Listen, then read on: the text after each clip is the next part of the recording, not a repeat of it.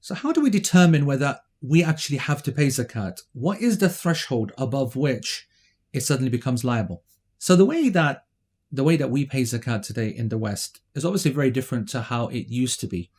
The primary kind of store of wealth was animals and land and so on. And so the items would be weighed and the foodstuffs would be counted and animals would be counted, and you take one for each X, Y, Z. And that's something, of course, we'll cover in detail in the detailed class version to the issue of zakat. But today, most folks don't have that. Certainly in the West, it's all cash or money in accounts that is held. And we have to basically, like the income taxes and the other taxes that we pay to our governments, same principle. If you earn above a certain amount, then you are taxed and you have a certain tax-free allowance as such. Every country has that as part of their taxation system. And likewise in Islam too, that threshold is called the nisab.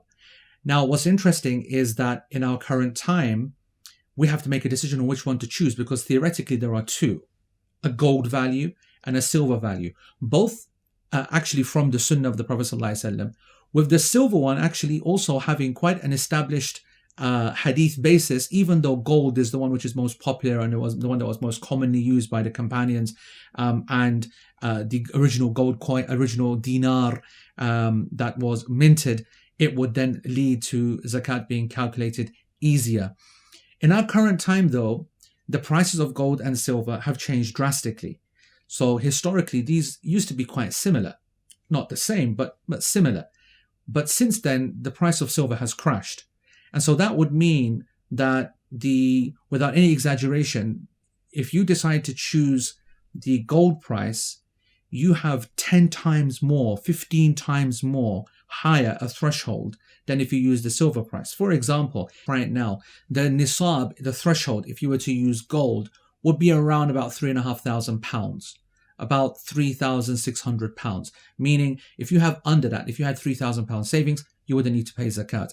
If you have above that, then you would, if you're using the gold threshold.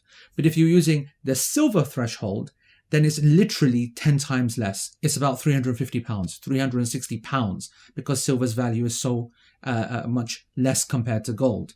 And today, then the question is posed, which one do we choose? If you're looking for your own self-interest, then you can obviously see that the desires would lead to gold, because that way you'd be able to have more money and not have to pay zakat upon it or pay the alms tax upon it. And that's just our attitude to tax. Don't want to pay it. Don't want to give it to them, etc., etc. And that, that's a natural reaction, because we often are taxed to death. The two most certain things, right? Tax and death. And they are linked because they are literally, absolutely rinsing us at any opportunity. Hidden tax, stealth taxes, subtle taxes, and every single thing that we do. And we also know the corruption that exists. We also know that it's used in areas that we don't want, on haram actions as well. And so there's a huge reticence for us to want to give to those kind of authorities. But zakat is very different. We're giving it to people who genuinely deserve it. We're doing it for the sake of Allah subhanahu wa ta'ala. It's an act of reward. It's an honor for us to do that with our money, to purify our money and to bless our money. From the meaning of zakat is to increase our wealth as a result of actually giving that sadaqah. And we know that charity never diminishes from wealth, let alone zakat, which is an obligatory form of sadaqah. And so, therefore, to go for the silver one, taking the lower threshold, would mean that more people will pay zakat. And is that something to be proud of? Yes, it is, especially in a community that can afford to, especially in the West when we earn more, comparatively speaking, to the rest of our brothers and sisters around the world. It is very well established authentically in hadith. There's an ijma' of the companions that it can be used as well. And when we look at it today, the political and social reality makes sense that we go with the lower threshold. We increase the amount of Muslims paying zakat. We increase the amount of zakat therefore being paid, without really only 2.5% of your wealth, it making major impact upon you. And so I advise that we take the silver threshold and that take that lower threshold, and that we all understand the matters and the issues that surround how we make these decisions, so that you're actively involved when you give your zakat, that you're informed, that you're part and parcel and invested in the process, so that your worship, your sacrifice right here, right now, is more understood and appreciated by you, so that it's more accepted by Allah subhanahu wa ta'ala.